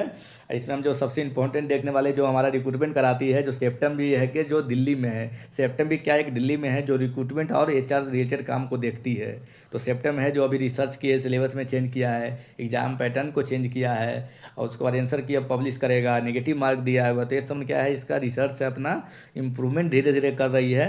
तो ये सेप्टम भी एक तरह से DRDO के लैब है, जहाँ रिसर्च एंड डेवलपमेंट इंप्रूवमेंट वगैरह होती रहती है। नेक्स्ट यहाँ देखेंगे DIPAS है, टाइपास के बारे में देखेंगे, defence institute of physiology psychology and allied science होता है, ये भी एक तरह से लैब है। उसके बाद DIPR है, जो डिफेंस इंस्टीट्यूट साइकोलॉजिकल रिसर्च हो गया। उसके बाद SAG हो गया। उसका सैग क्या हो गया, साइंटिफिक एनालिसिस ग्रुप हो गया। उसका नेक्स्ट लैब है SSPL, solid state physics lab. तो फिजिक्स वाले जो BSc फिजिक्स है, उनको यहाँ पर पोस्टिंग की तरह से ज़्यादा चांस रहता है। उसके बाद DGRE हो गया, defence terrain and geo informatic research establishment. तो ये लैब हो गया। नेक्स्ट हमारा क्या है, तो ये इतने सारे क्या है दिल्ली में लैब है। तो जो नॉर्थ से हैं तो इस लैब को प्रेफरेंस दे सकते हैं। उड़ीसा में है। उसके बाद हम देखेंगे यूपी रिलेटेड, अभी चंडीगढ़ में सबसे पहले देखेंगे कि कौन कौन से लैब है। तो चंडीगढ़ में देखेंगे TBRL है, टर्मिनल्स ब्लास्टिक रिसर्च लेबोरेटरी। उसका नेक्स्ट क्या है, यहाँ पर snow and avalanche study establishment है। तो ये दो को लैब हमारा चंडीगढ़ में है। तो ये एक तरह से नॉर्थ का लैब हो गया। अब नेक्स्ट यहाँ देखेंगे और जो अन्य छोटे छोटे लैब है, इस समय में क्या है कि चंडीगढ़ में 2 लैब हो गया। उसके बाद दिल्ली में इतने सारे लैब हो गए, पूना में हो गया, बेंगलुरु में हो गया, हैदराबाद में हो गया। तो ये सारे जगह में क्या है कि लैब की संख्या ज़्यादा है, तो इसी में लोग भी यहाँ ज़्यादा आते हैं। तो अब देखेंगे कि छोटे अपना स्टेट में हो गया, कोई कोई स्टेट में एक एक लैब है, कहीं एक भी लैब नहीं है। तो यहाँ पर देखने वाले हैं कि असम में तेजपुर में, तो तेजपुर में एक लैब है जिसका नाम है defence science and technology lab है, DRL है। तो ये DRL लैब कहाँ है, तेजपुर में है, असम में है। तो ये भी उधर साइड हो गया। नेक्स्ट है कि मैसूर, जो कर्नाटका में पड़ता है, कर्नाटका में पड़ता है। तो ये क्या है, डिफेंस फूड रिसर्च लेबोरेटरी। तो नाम से ही पता चल रहा है कि फूड रिलेटेड है, मतलब कि यहाँ पर एक तरह से ये कर्नाटका में पड़ता है। तो ये फूड रिलेटेड हो गया। नेक्स्ट जो लैब है अमरनाथ है, novel material and research lab है, NMRL। तो जो अमरनाथ है, जो मुंबई में एकदम महाराष्ट्र में पड़ता है, महाराष्ट्र में पड़ता है, ये महाराष्ट्र का लैब है। उसके बाद क्या हो गया, defence material and store, DMSRDE lab है, जो कानपुर में UP में पड़ता है ये। उसके बाद नेक्स्ट हमारा है defence institute of biology energy research, DIBR डाइवर हो गया, जो हल्द्वानी, जो उत्तराखंड में पड़ता है, उत्तराखंड में पड़ता है। ये लैब कहाँ पड़ता है, उत्तराखंड में। नेक्स्ट है defence research development establishment, DRDE Gwalior, जो UP में पड़ता है, ये भी क्या पड़ता है, UP में पड़ता है। नेक्स्ट है naval science and technological lab, NSTL है, जो विशाखापट्टनम, जो आंध्र प्रदेश में पड़ता है, AP आंध्र प्रदेश में पड़ता है। तो ये हमारा लैब हो गया। नेक्स्ट यहाँ DLJ डिफेंस लेबोरेटरी जोधपुर है, जोधपुर। तो जोधपुर लैब है जो राजस्थान में पड़ता है। तो ये क्या हो गया, ये राजस्थान में पड़ता है, राजस्थान। तो ये भी एक तरह से, तो अगर आप नॉर्थ से अगर हैं तो आप प्रेफरेंस दे सकते हैं। आप कानपुर में बना सकते हैं, जैसे यहाँ ये कानपुर में लैब है, DMSRD है, ग्वालियर में लैब है, यहाँ पर देख सकते हैं DRDE ग्वालियर में लैब है। उसके बाद उत्तराखंड में हल्द्वानी लैब है, उत्तराखंड को दे सकते हैं सेकंड प्रेफरेंस। फिर आप दे सकते हैं एक तरह से जोधपुर को, दिल्ली को दे सकते हैं, दिल्ली में काफ़ी सारा लैब है। फिर जोधपुर को दे सकते हैं। उसी तरह अगर आप उधर ईस्ट में थोड़ा है तो आप असम को दे सकते हैं, असम में लैब है, अच्छा का एक लैब है। उसके बाद उड़ीसा में हमारा क्या है, ITR है, जो चांदीपुर में है। तो वहाँ उसको तो प्रेफरेंस दे सकते हैं। तो उड़ीसा हो गया, तेजपुर, जैसे तेजपुर में लैब है। उसके बाद हमारा क्या हो गया, नहीं सॉरी, तेजपुर तो असम में है। उड़ीसा वाला जो लैब है, यहाँ पर आप देख सकते हैं कि कौन सा था अभी, यहाँ पर हम लोग देखे थे उड़ीसा का। तो ITR था, तो ITR था, तो ये चांदीपुर या बालासोर में है, सॉरी, ये बालासोर में मिसाइल टेस्ट रेंज है। तो ये उड़ीसा का हो गया। फिर UP में 2 लैब हो गए, उत्तराखंड में हो गया, ग्वालियर है, उसके बाद दिल्ली में हो गए, उसके बाद राजस्थान जोधपुर में है गया, तो उसके बाद चंडीगढ़ में है। तो ये सारे नॉर्थ का लाइव हो गए। बात रह गया फिर साउथ में, तो साउथ में अगर आप अगर फिर प्रेफरेंस देना चाहते हैं तो आप इससे नज़दीक हो गया, पहले उसको वेस्ट को दे सकते हैं। तो वेस्ट में आपको क्या हो जाता है, पूना हो जाता है। तो हमारे अकॉर्डिंग आपको देना चाहिए वेस्ट में पूना वाला देना चाहिए। अगर आप नॉर्थ से हैं तो आप यहाँ पर पूना में जो लैब है महाराष्ट्र का ऑप्शन दीजिए, जो थोड़ा कम दूरी होगा, क्योंकि अभी हम ऑलरेडी गलती करके हम इधर काफ़ी दूर चले आए हैं। तो उस गलती को आप नहीं दोहराइए। और एक तरह से नॉर्थ का जो लैब हो गया, सबसे पहले यूपी वाला जो हो गया, 2 लैब हो गया, उसके बाद उत्तराखंड के हो गया, उसके बाद दिल्ली के हो गया, उसके बाद चंडीगढ़ के हो गया, उसके बाद राजस्थान हो गया, उसके बाद क्या हो गया, महाराष्ट्र वाला भरिए, और उसके बाद हैदराबाद भरिए, हैदराबाद इसके नज़दीक है, फिर बंगलौर भरिए। तो यहाँ पर फिर ये पूना वाला भर देंगे। उसके बाद आपको भरना है कौन वाला, आप भरिए हैदराबाद वाला, जो ये भी एक तरह से नज़दीक ही है। उसके बाद बंगलौर भरिए। लेकिन बंगलौर चूँकि सिटी बहुत अच्छी है, यहाँ पर मौसम इन्वायरमेंट थोड़ा लैंग्वेज का बैरियर नहीं होती है, तो इस प्रेफरेंस को अगर चाहते हैं तो आप बंगलौर भर सकते हैं अधिक पूना के बाद, क्योंकि महाराष्ट्र में भी एक तरह से ठीक है, कोई दिक्कत नहीं है लैंग्वेज का। लेकिन थोड़ा हैदराबाद वगैरह में थोड़ा सा होता है। लेकिन आप अगर डिस्टेंस से रिलेटेड इशू को देखते हैं तो आप हैदराबाद दे सकते हैं महाराष्ट्र के बाद, और उसके बाद बंगलौर दे सकते हैं। तो ये हमारा हो गया एक तरह से लैब के बारे में पूरा डिस्कशन के कैसे प्रेफरेंस दें। तो आप अच्छी तरह से इसको एक ध्यान में रख के फार्म को भरिए, अच्छा से देख लीजिए। और नेक्स्ट यहाँ पर हम देख लेते हैं, ये हमारा क्या है, एक तरह से पूरा लैब का डिस्क्रिप्शन है कि कौन सा लैब कहाँ है। तो यहाँ पर देख सकते हैं। तो एक तरह से एडी जो लैब है जो बंगलौर में है, जो ऑलरेडी हम बता चुके हैं। तो आपका जो मेन जो काम की चीज़ था हमने बता दिया। तो आप कैसे प्रेफरेंस दें, अगर कोई आप साउथ वाले हैं तो साउथ वाला आपको कहाँ आपको नज़दीक पड़ता है, हैदराबाद आंध्र प्रदेश में है तो आपके लिए हैदराबाद उत्तम है, नहीं तो बंगलौर दीजिए। फिर आप वेस्ट से हैं तो आप महाराष्ट्र पुणे वाला दीजिए, पूना में काफ़ी सारा लैब है तो उसको दे सकते हैं। नॉर्थ से हैं तो ऑलरेडी हम बता चुके हैं कि प्रेफरेंस कैसे देना है, यूपी वाला देना है, उत्तराखंड देना है, उसके बाद दिल्ली दे सकते हैं, चंडीगढ़ है, उसके बाद राजस्थान है, उसके बाद पूना हो गया, महाराष्ट्र वाला हो गया, फिर हैदराबाद हो गया, बंगलुरु हुआ। दूरी के अकॉर्डिंग हम इसको प्रेफरेंस को दे दिए हैं। अब अपना अकॉर्डिंग देख सकते हैं। चलिए अब हम फॉर्म पर चलते हैं। तो फॉर्म में हम यहाँ पर देखते हैं कि हमारा जो मैकेनिकल ब्रांच है उसमें कहाँ कहाँ आ रहा है। तो यहाँ पर हम देख लेते हैं। तो दोस्तों आप यहाँ पर देख सकते हैं कि हमारा जो क्वालिफिकेशन है जो हमने अप्लाई किया मैकेनिकल ब्रांच से, तो वो कहाँ कहाँ हमारा एक तरह से पोस्टिंग हो सकती है यहाँ पर दिया हुआ है। तो सबसे पहले यहाँ बंगलौर दिया हुआ है, देख सकते हैं। तो ये क्या है, बंगलौर हो गया। उसके बाद क्या अमरनाथ है जो महाराष्ट्र में पड़ता है, एमएच महाराष्ट्र में पड़ता है। बालासोर जो एक तरह से उड़ीसा में अभी जो हम बताएं, आईटीआर जो मिसाइल टेस्ट रन बताएं वो वाला बालासोर हो गया। चंडीगढ़ में 2 लैब बताएं तो चंडीगढ़ हो गया। उसके बाद चेन्नई हो गया, चेन्नई तमिलनाडु में हो गया। उसके बाद देहरादून हो गया, उत्तराखंड में हो गया। उसको हल्द्वानी भी क्या हो गया, उत्तराखंड में हो गया। उसके बाद हैदराबाद हो गया आंध्र प्रदेश में। उसके बाद हैदराबाद हमारा हो गया तेलंगाना एक तरह से दोनों। उसके बाद जगदलपुर है। तो दोस्तों यहाँ पर हम देखेंगे कि क्या हमारा यहाँ पर जगदलपुर है, क्या है जगदलपुर, जो एक तरह से जगह का नाम है जो छत्तीसगढ़ में पड़ती है, जो क्या है छत्तीसगढ़ में पड़ती है, ये आपको ध्यान देना है। तो अगर आप नॉर्थ से हैं तो आप प्रेफरेंस लगा सकते हैं। जोधपुर हो गया जो राजस्थान में है, तो कैसे जो लगाएंगे यहाँ पर, तो यहाँ पर जो हम जो एलिजिबल है, कहाँ कहाँ के लिए एलिजिबल है यहाँ पर देखते हैं। तो यहाँ पर जो सबसे उसके बाद आओ नीचे है जोधपुर है। उसके बाद कोची हो गया जो कहाँ है, केरला में है। यहाँ पर देखेंगे कोची क्या हो गया, ये केरला में पड़ेगा। मैसूर हो गया जो बता दिए कर्नाटक में पड़ेगा। नासिक हो गया महाराष्ट्र में पड़ेगा। पूना भी क्या है महाराष्ट्र में पड़ेगा। अब विशाखापट्टनम क्या है आंध्र प्रदेश में पड़ेगा। तो इस तरह आप प्रेफरेंस लगा सकते हैं कि हमें कौन कौन से प्रेफरेंस देना है। दोस्तों हम यहाँ पर देखते हैं कि कैसे हम जो पोस्ट प्रेफरेंस है कैसे उसको सेलेक्ट करेंगे, ताकि जो हम जो चाह रहे हैं वो हमारा एक तरह से हमारे अकॉर्डिंग एक तरह से लैब का जो प्रेफरेंस है जो मिल जाए। तो यहाँ पर सबसे ध्यान देने वाली बात है दोस्तों, तो सबसे पहले आपको जो लेफ्ट वाली बॉक्स है वहाँ पर आपको क्लिक करना है। जैसे मान लिया कि हमको क्या चाहिए, तो पहले हमें मान लिया कि यहाँ पर जो हमने 3 को करके रखा है, तो सबसे पहले हम बालासोर किए हैं, उसके बाद हल्द्वानी किए, देहरादून किए हैं। तो ये तीनों कैसे हुआ, यहाँ पर कैसे तीनों आया, ये क्रम में कैसे आ गया, तो इसको हम देखेंगे। तो सबसे पहले क्या है कि हमने जो 3 को सिलेक्ट कर लिया है, सबसे बालासोर जो उड़ीसा में है, हल्द्वानी जो उत्तराखंड में है, और देहरादून जो उत्तराखंड में है। तो लेकिन बालासोर नज़दीक हो गया। उसके बाद हल्द्वानी हमसे थोड़ा दूर है, लेकिन देहरादून से नज़दीक है, तो उसको डिस्टेंस के अकॉर्डिंग हम दे रहे हैं। अब हम नेक्स्ट हमको सेलेक्ट करना है कि कौन सा सेलेक्ट करें। तो यहाँ पर देखते हैं दोस्तों कि हमारा नेक्स्ट कौन सा होगा।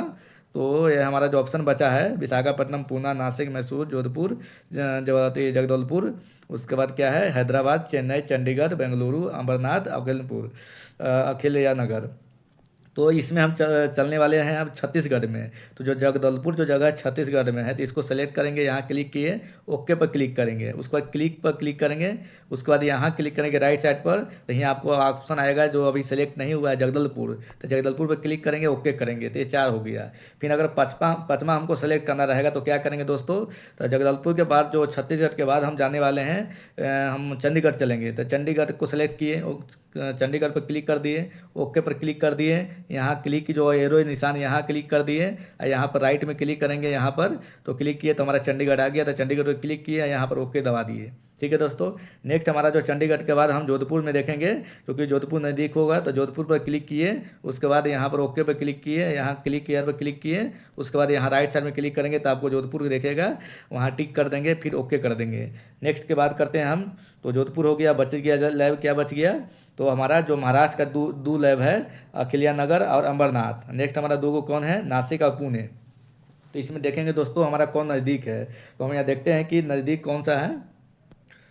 तो इसमें सबसे पहले जो नज़दीक होगा पूना में, जो वेस्ट में, तो नासिक होगा, तो नासिक को क्लिक किया और यहाँ ओके पर क्लिक कर दिए, फिर क्लिक हियर पर क्लिक किए, यहाँ पर जब राइट में क्लिक करेंगे तो नासिक को क्लिक नहीं होगा, नहीं हुआ है तो क्लिक करेंगे, यहाँ ओके करेंगे तो हमारा 7 सेलेक्ट हो गया। नासिक के बाद जो महाराष्ट्र में हमारा जो लैब है वो क्या है, तो यहाँ पर नासिक के बाद जो बच गया, 2 ऊपर वाला बच गया, अखिलियानगर, अमरनाथ, उसके बाद पुणे।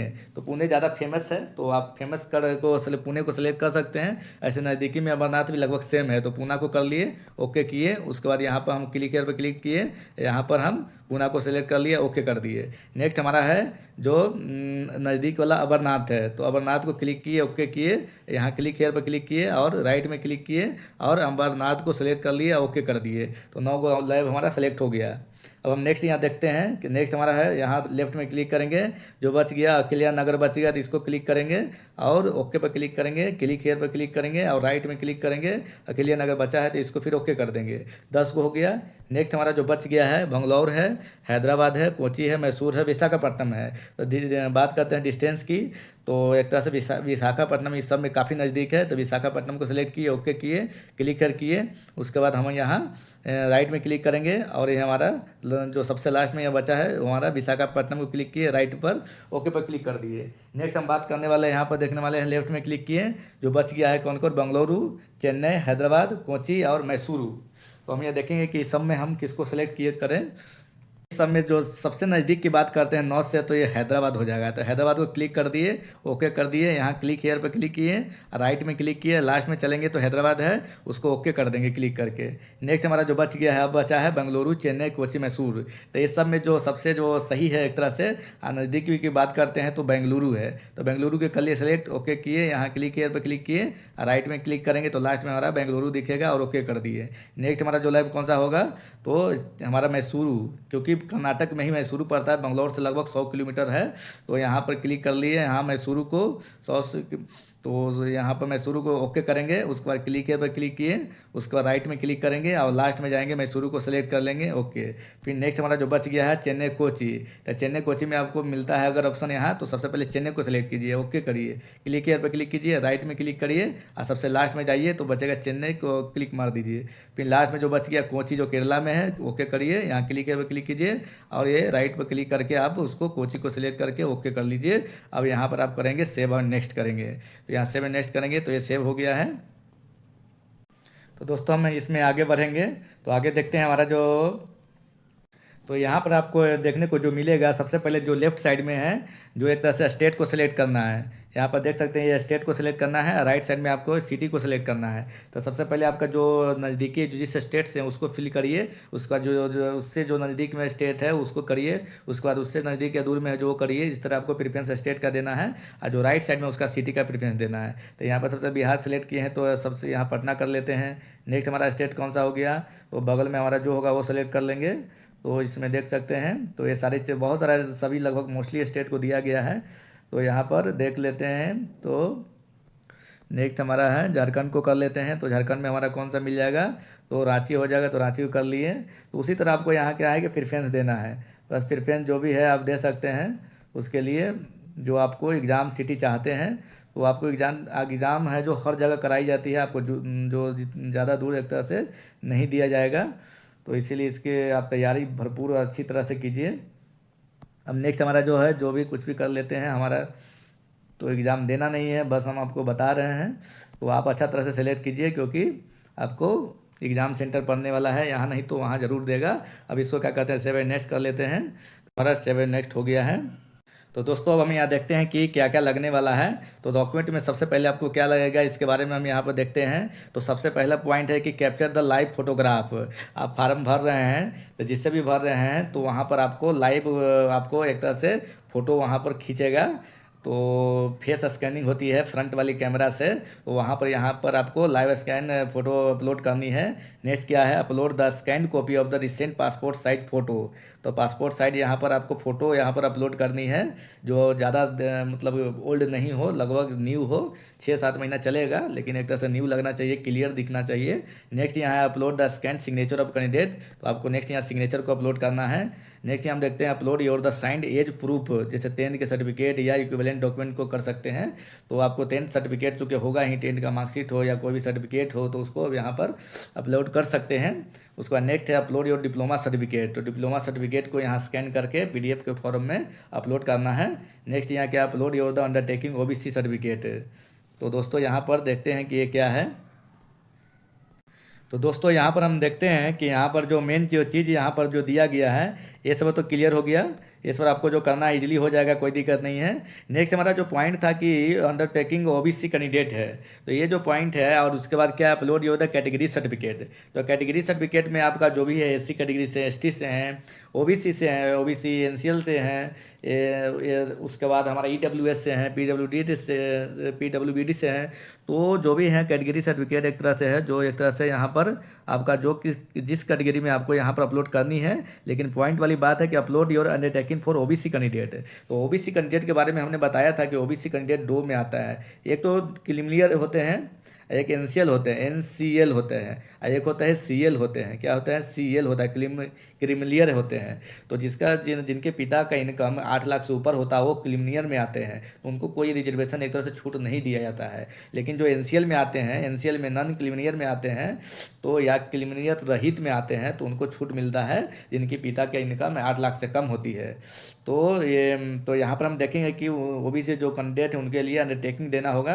तो ये जो अंडरटेकिंग है आपको कहाँ से मिलेगा, तो ये जो अंडरटेकिंग है आपको जो एडवर्टाइजमेंट है DRDO को, वहाँ से मिलेगा। तो सबसे पहले यहाँ पर आप देख सकते हैं कि DRDO के जो एडवर्टाइजमेंट जो अभी आया है, उसके यहाँ सबसे लास्ट में जाएंगे तो ये एनेक्चर दिया हुआ है। इस एनेक्चर के आओ नीचे जब जाएंगे आपको, तो यहाँ पर आपको ये जो फॉर्मेट मिलेगा कास्ट सर्टिफिकेट का, उसके बाद और आपको क्या जाना है, नीचे जाना है, और नीचे जाना है। तो यहाँ पर उसके बाद ये एनेक्चर 2 NCL के लिए है, यहाँ देख सकते हैं NCL का ये हमारा फॉर्मेट दिया गया है। और जस्ट इसके जो नीचे है, ये जो आप देख रहे हैं, ये जो नीचे है कि यहाँ पर पढ़िए क्या है कि फ्रॉम द डिक्लेरेशन या undertaking submitted by the OBC candidate in addition to the community certificate. तो ये जो हमारा है ना, इसी चीज़ को आपको एक तरह से फिल करके वहाँ पर अपलोड करनी है। तो चलिए हम देखते हैं कि कैसे इसको फिल करेंगे, अपलोड करेंगे। तो दोस्तों यहाँ पर हम देखते हैं कि यहाँ पर सबसे पहले लिखा हुआ आई में क्या हो गया, मैं। तो मैं आपका नाम यहाँ जो भी है आपका नाम यहाँ लिख देना है। इसको प्रिंट लेना है, प्रिंट लेके इसको फिल करना है पेन से, और फिल करके उसको स्कैन करके PDF बना के इसको अपलोड करना है। तो सबसे पहले यहाँ आपका नाम हो जाएगा, यहाँ आपके पिताजी का नाम हो जाएगा। उसके बाद यहाँ पर देखिए विलेज है, तो यहाँ विलेज आएगा। उसके बाद यहाँ आपका डिस्ट्रिक्ट का नाम हो जाएगा, यहाँ आपका स्टेट का नाम हो जाएगा। उसके बाद declare I belong to community, तो यहाँ पर आपका कास्ट का नाम आ जाएगा। जिससे कोई कौन से कास्ट है उनको यहाँ अपना कास्ट को लिखना है। जैसे कोई अगर यादव है तो यादव लिखेंगे, जो भी कास्ट है वो अपना लिखेंगे। तो यहाँ कास्ट हो गया। उसके बाद ये सब कोई जाति है जो उसका अपना लिखा हुआ है, बिलोंग टू द पर्सन न। यहाँ क्या है, यहाँ जो सेक्शन दिया हुआ है आपको, नॉन क्रीमिलियर जो आपने अप्लाई किया है या OBC क्रीमिलियर अप्लाई किए हैं, तो जो भी है OBC के में जो है क्रीमिलियर है या नॉन क्रीमिलियर हैं, तो उनको यहाँ पर लिखना है। तो यहाँ पर देख रहे हैं कि लिखा हुआ है government of reservation service content by the, ये सब उनका एक तरह से रूल लिखा हुआ है। तो कुछ नहीं, आपको यहाँ पर सिंपल एक तरह से फार्म है, उसको भरना है। यहाँ प्लेस कहाँ से फार्म भर रहे हैं, अगर पटना से भर रहे हैं पटना लिखना है और डेट लिखना है। उसके बाद आपको यहाँ सिग्नेचर करना है, उसके बाद अपना नाम लिखना है। इसके बाद ये रजिस्ट्रेशन नंबर, तो जो आपने शुरू में रजिस्ट्रेशन जो किया था, जो रजिस्ट्रेशन जो नंबर था जो मेल पर आया था, वहाँ पर यहाँ पर लिखना है। तो कैसे होगा, सेप्टम ACP TAM सेप्टम और कुछ डिजिट था, तो वो करके आपको यहाँ पर डाल देना है। उसके बाद एड्रेस है, तो एड्रेस अपना डाल दीजिए, विलेज डाल दीजिए, पोस्ट डाल दीजिए, बस 2 कापी है। उसके बाद मोबाइल नंबर लिख दीजिए। इस प्रकार ये भरा जाएगा। उसके बाद इसको PDF बना के उसको उस पर अपलोड कर दीजिए। तो ये हमारा हो गया अंडरटेकिंग। तो दोस्तों अब हम चलते हैं फार्म पर। तो यहाँ पर देखेंगे कि हमारा जो फार्म है, तो अब इसको नीचे देखने वाले हैं। तो ये हमारा हो गया। अब नीचे क्या है, अब नीचे हमारा जो फ़ी है, चूँकि STB के लिए टोटल फ़ी कितना लग रहा है, तो 750 रुपया लग रहा है, जिसमें 500 रुपया रिफंड हो जाएगा, 250 रुपया आपको फ़ी लगेगा। नेक्स्ट यहाँ नीचे क्या बोल रहा है कि आपको I have give my the consent to publish my score and rank exam along with the my particular on the website. तो इसको हम देखते हैं इसको क्या करना है। तो दोस्तों यहाँ पर 2 चीज़ें है, एक क्या यस है, एक नो है। तो इसमें क्या यस और नो का क्या मतलब है। तो अगर आप इसको यस क्लिक करते हैं तो इसका मतलब ये हुआ कि DRDO का जो जब आपको रिजल्ट एग्ज़ाम लेगा, रिजल्ट है, तो जो भी आपका स्कोर और रैंक है जो पब्लिकली वेबसाइट पर आपको दिखा सकता है, अगर आप यस करते हैं तो। अगर नो करेंगे तो आप पब्लिकली चीज़ों को आप अपना स्कोर और जो भी चीज़ें नहीं देख पाएंगे। तो आपको यहाँ पर यस ही करनी है। तो यहाँ पर क्या कर दिया, हम यस कर दिए। उसके बाद ये नेक्स्ट हमारा जो बोल रहा है, जो फर्स्ट वाला है कि बोल रहा है मैंने अपना आवेदन पूर्वावलोकन बटन पर क्लिक करके आवेदन पत्र को पूर्वावलोकन कर लिया है तथा पुष्टि करता हूँ पूर्वावलोकन में दर्शाए गए सभी डेटा क्या है, सही है। तो इसको भी क्लिक कर देना है। उसके बाद क्या है, इसमें इस आवेदन के दिए गए सभी विवरण मेरी जानकारी और विश्वास के अनुसार सत्य, अपूर्ण और सही है। मैं समझता हूँ कि मेरे स्तर पर कोई भी जानकारी या सत्य गलत पाए जाने पर आपको निर्धारित किसी पात्रता मानदंड को पूरा न करने तथा भर्ती के संबंध में प्रभाव और अनुचित दबाव बनाने की स्थिति में मेरी उम्मीदवारी रद्द कर दी जाएगी। तो इसको भी क्लिक करनी है। उसके बाद मेरे पास अनुसार विज्ञापन के अनुसार कोई उच्च योग्यता जैसे MSc, उसके बाद BTech, BE, PhD डिग्री नहीं है। तो इसको भी क्लिक करना है। उसके बाद क्या है, मेरे द्वारा प्रस्तुत गलत बैंक विवरण के कारण वापसी जो योग्य शुल्क की वापसी में उत्पन्न होने वाली किसी भी समस्या के लिए सेप्टम जिम्मेदार नहीं है। तो आप खुद जिम्मेदार हैं। तो बैंक डिटेल्स आप अच्छे से दीजिए। तो इसको सब करके क्या करेंगे, इसको प्रीव्यू करेंगे एप्लीकेशन को। तो यहाँ पर सबसे पहले प्रीव्यू करके हम देख लेंगे कि हमारा क्या क्या डिटेल्स हमने जो फिल किया है। तो यहाँ पर आप देख सकते हैं जो आपने फिल किया है। यहाँ एक बार ऐसे आप करके आप चेक कर लेंगे, अच्छी तरह से इसको मिला लेंगे कि हमने जो दिया है हमने सही दिया है या नहीं दिया है। तो हम यहाँ पर सबसे पहले आपको दिखाना चाहेंगे दोस्तों कि हमने जो प्रेफरेंस दिया है, चेक कर लेंगे। चेक करने के बाद आपको यहाँ पर मिला लेना है और यहाँ पर देख लेना है अच्छी तरह से। तो यहाँ पर हम देखते हैं दोस्तों, ये सब हमारा तो ठीक है। उसके बाद जो हमने पोस्ट का प्रेफरेंस दिया है, तो ये जो सबसे बड़ी चीज़ है, आपको इसके ऊपर ध्यान देना है। तो हमने जो दिया है एक तरह से जो नॉर्थ से बढ़ते हुए क्रम में डिस्टेंस को दिया है। तो यहाँ पर सबसे पहले हम यहाँ पर कौन सा दिया है देख लेते हैं। बालासोर को दिया है, वो हल्द्वानी को दिया है, फिर देहरादून दिया है, फिर जगदलपुर जो छत्तीसगढ़ में है, चंडीगढ़ हो गया, जोधपुर जो राजस्थान में है, नासिक महाराष्ट्र में हो गया, पूना भी महाराष्ट्र में हो गया, अमरनाथ भी महाराष्ट्र में है, कल्याण नगर भी महाराष्ट्र में हो गया, विशाखापट्टनम आंध्र प्रदेश हो गया, हैदराबाद तेलंगाना हो गया, बेंगलुरु हो गया, उसके बाद मैसूर हो गया जो भी कर्नाटका में, दोनों बेंगलुरु और मैसूर कर्नाटका में है, चेन्नई में हो गया, उसके बाद कोची हो गया। तो ये हमारा क्या था, प्रेफरेंस है। तो दोस्तों हम यहाँ पर इसको ओके कर देते हैं। ओके करने के बाद हमारा जो फाइनल ये सब हो चुका है। अभी क्या करेंगे, आप सबमिट पर क्लिक करेंगे। तो दोस्तों जैसे ही आप सबमिट पर क्लिक करेंगे आपको पेमेंट का ऑप्शन मांगेगा। तो आप पेमेंट ऑनलाइन कर सकते हैं, ऑनलाइन UPI से कर सकते हैं, डेबिट कार्ड से कर सकते हैं, क्रेडिट कार्ड से कर सकते हैं, स्कैनर के थ्रू कर सकते हैं। तो किसी भी माध्यम से आप ऑनलाइन फॉर्म को पेमेंट कर सकते हैं। और इस तरह आपको जब पेमेंट हो जाएगी तो आपका फॉर्म है जो सबमिट कर दिया जाएगा और उसको आप प्रिंट लेके उसको ड्राइव में सेव कर लीजिए या जो भी अपना फाइल में सेव करके सुरक्षित रखिए, या आप उसको प्रिंट लेके रख सकते हैं। तो दोस्तों ये था हमारा जो कंप्लीट एक तरह से फॉर्म भर के हमने दिखाया कि कैसे हम लोग फॉर्म को कैसे रजिस्ट्रेशन करेंगे, कैसे बारी बारी से step by step personal details, basic details, communication details, qualification details, exam city, उसका पोस्ट जो लैब हमको मिलने वाला उसका प्रेफरेंस कैसे दें, उसको काफ़ी बारीकी तरह से हमने बताया है। उसके बाद जो आपके OBC के लिए जो अंडरटेकिंग है उसको भी भर के दिखाया है। तो आपको काफ़ी एक तरह से वीडियो हेल्पफुल लगा होगा। अगर आपको सही मायने में हेल्पफुल लगा है तो वीडियो को लाइक कीजिए, चैनल को सब्सक्राइब कीजिए, ताकि इस तरह के जो इम्पोर्टेंट जो आपको कंटेंट है, जो भी इन्फॉर्मेशन है, आपको हमेशा मिलता रहे। तो चलिए मिलते हैं नेक्स्ट वीडियो में, तब तक के लिए जय हिंद। तो यहाँ पर